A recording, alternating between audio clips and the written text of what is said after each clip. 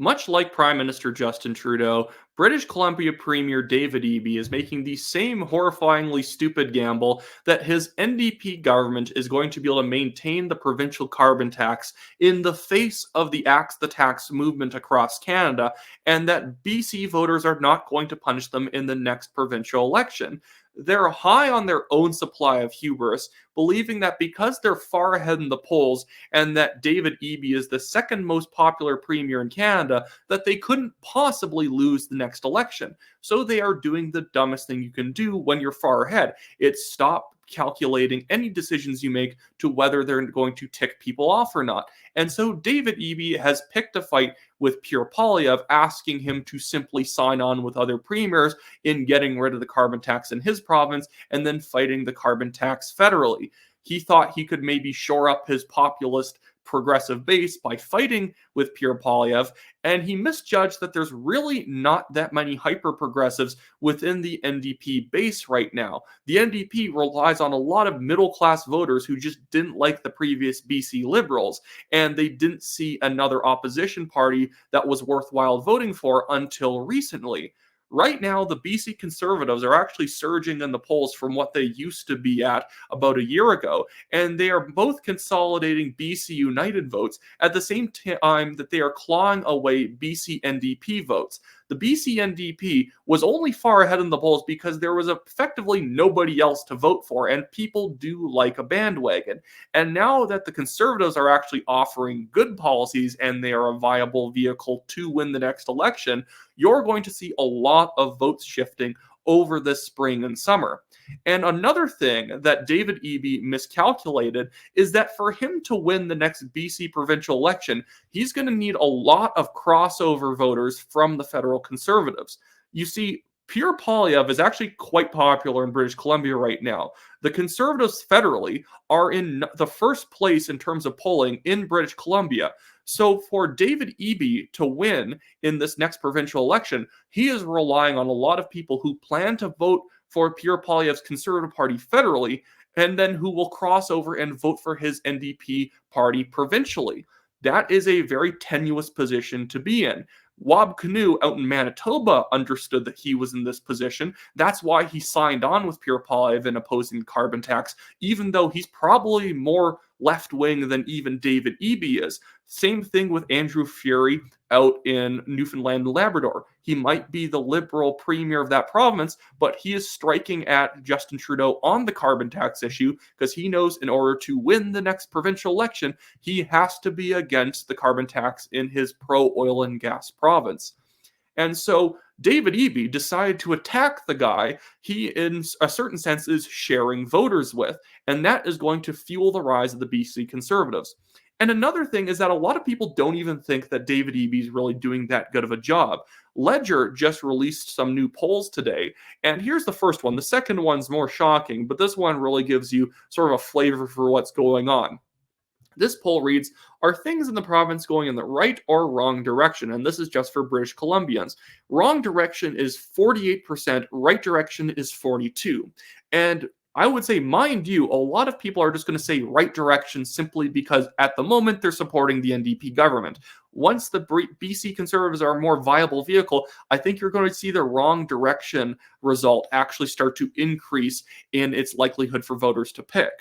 But the even worse part of this thing for David Eby is polling has finally come in demonstrating that British Columbians don't like the carbon tax at all. It's not, well, if you squint, you could see that he has enough of a base of support to be able to drive himself into the next provincial election, declaring he will maintain the provincial carbon tax. Not at all. Look at this poll right here. Again, this is only British Columbians. It reads, federal opposition leader Pierre Poilievre's Axe the Tax campaign aims to eliminate the carbon tax at the federal level. However, the carbon tax in British Columbia is provincial, not federal. So in order to eliminate the tax in the province would need to support the removal. Do you support or oppose the recently proposed removal of the carbon tax in British Columbia? And people supporting the removal of the tax in British Columbia provincially is 56% of people polled, and this is 1,002 respondents. only 29% opposed removing the carbon tax, and 15% were unsure. And generally, with unsure people in polls, they tend to break the way that the other people who actually had a positive or negative response gave their results. And so, even if I'm to be generous and only to assume that out of the 15% who are unsure, only 8% would then support the removal, still, Premier Ebby is only working with about 36% of people who would maintain the carbon tax, who would vote to maintain the carbon tax.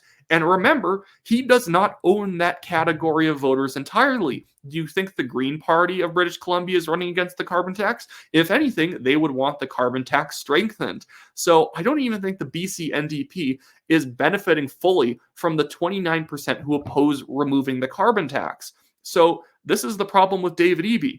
He wants to please his progressive radical base. At the same time, his middle class base probably makes up 2/3 of his voting share. So right now, David Eby is in the position where every statement he's making and all of his policies are only pleasing about 1/3 of his actual voting base, and the other 2/3 of the NDP support right now have no reason to stick around. Yes, they might support the NDP over the BC United because the BC United is just the old incompetent Liberal Party rebranded, and who wants to go vote for them again? But with the BC Conservatives around, consolidating both like United votes and NDP votes, it's a great kind of unity party to vote for. Plus, it's going to be an ally of Pierre Poilievre's future federal government. Do you really want David Eby another 4 years after 2024 scrapping with Pierre Poilievre after he becomes prime minister? No, that would be horrible for the province. And also, let's just not pretend that David Eby is actually popular in terms of policy. He's popular because he wasn't the BC Liberals, and the BC Liberals were unpopular for all of the exact same policy reasons that the BC NDP are slowly becoming unpopular. The BC NDP did not reverse pretty much any unpopular BC Liberal policies. If anything, they deepened them. Do you think that people in the province of British Columbia are really in favor of the mass drug decriminalization, the defunding of the police, the high taxes provincially, the crazy environmental regulations and restrictions blocking pipelines from being built to Tidewater? No. At the end of the day, middle-class voters like economic security, and the NDP has not offered any of that. They have offered fashionable policies that people only vote for when they're economically comfortable. They are not comfortable right now, so they're not willing to let the British Columbia NDP keep taxing them to death for horrifyingly dumb experimental policies like decriminalization and handing out safe supply drugs. Anyways, I do want to quickly make the call to action, though, that anyone watching this video right now in British Columbia should go to the description of this video, because I've included links to the Facebook and X account for the British Columbia Conservatives. You should go follow them. You should sign up and buy a membership. I don't live in British Columbia, but you guys need to reverse this, because for Canada to get better, we need to get better provincially all over the country.